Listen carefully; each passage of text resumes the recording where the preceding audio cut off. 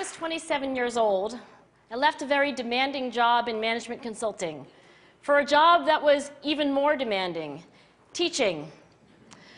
I went to teach 7th graders math in the New York City public schools.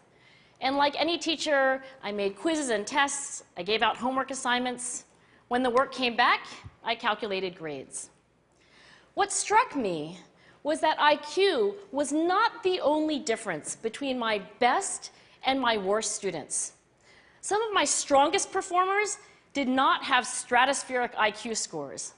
Some of my smartest kids weren't doing so well. And that got me thinking. The kinds of things you need to learn in 7th grade math, sure, they're hard. Ratios, decimals, the area of a parallelogram. But these concepts are not impossible. And I was firmly convinced that every one of my students could learn the material if they worked hard and long enough. After several more years of teaching, I came to the conclusion that what we need in education is a much better understanding of students and learning from a motivational perspective, from a psychological perspective. In education, the one thing we know how to measure best is IQ. But what if doing well in school and in life depends on much more than your ability to learn quickly and easily? So I left the classroom and I went to graduate school to become a psychologist. I started studying kids and adults in all kinds of super challenging settings. And in every study, my question was, who is successful here and why? My research team and I went to West Point Military Academy. We tried to predict which cadets would stay in military training and which would drop out. We went to the National Spelling Bee and tried to predict which children would advance farthest in competition. We studied rookie teachers working in really tough neighborhoods, asking which teachers are still going to be here in teaching by the end of the school year. And of those, who will be the most effective at improving learning outcomes for their students? We partnered with private companies, asking which of these salespeople is going to keep their jobs and who's going to earn the most money. In all those very different contexts, one characteristic emerged as a significant predictor of success. And it wasn't social intelligence, it wasn't good looks, physical health, and it wasn't IQ. It was grit. Grit is passion and perseverance for very long-term goals. Grit is having stamina. Grit is sticking with your future, day in, day out, not just for the week, not just for the month, but for years, and working really hard to make that future a reality. Grit is living life like it's a marathon, not a sprint. A few years ago, I started studying grit in the Chicago public schools.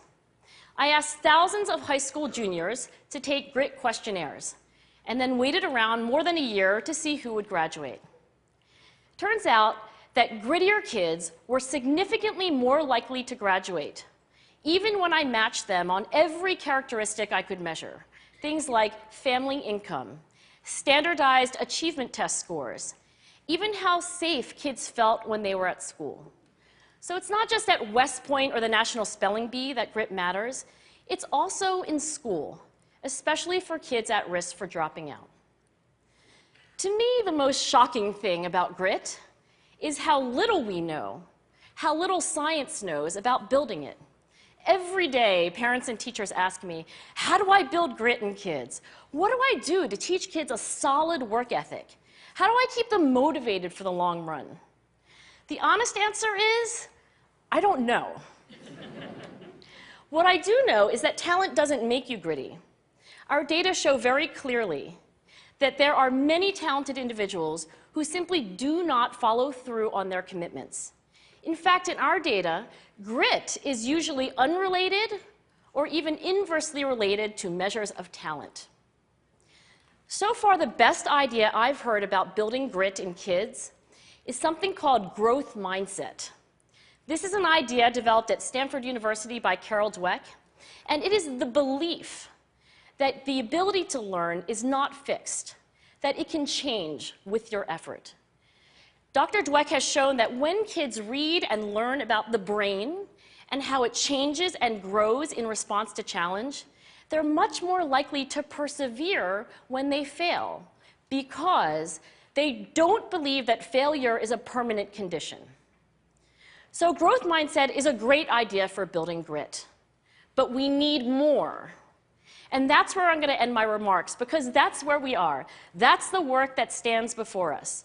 We need to take our best ideas, our strongest intuitions, and we need to test them. We need to measure whether we've been successful, and we have to be willing to fail, to be wrong, to start over again with lessons learned.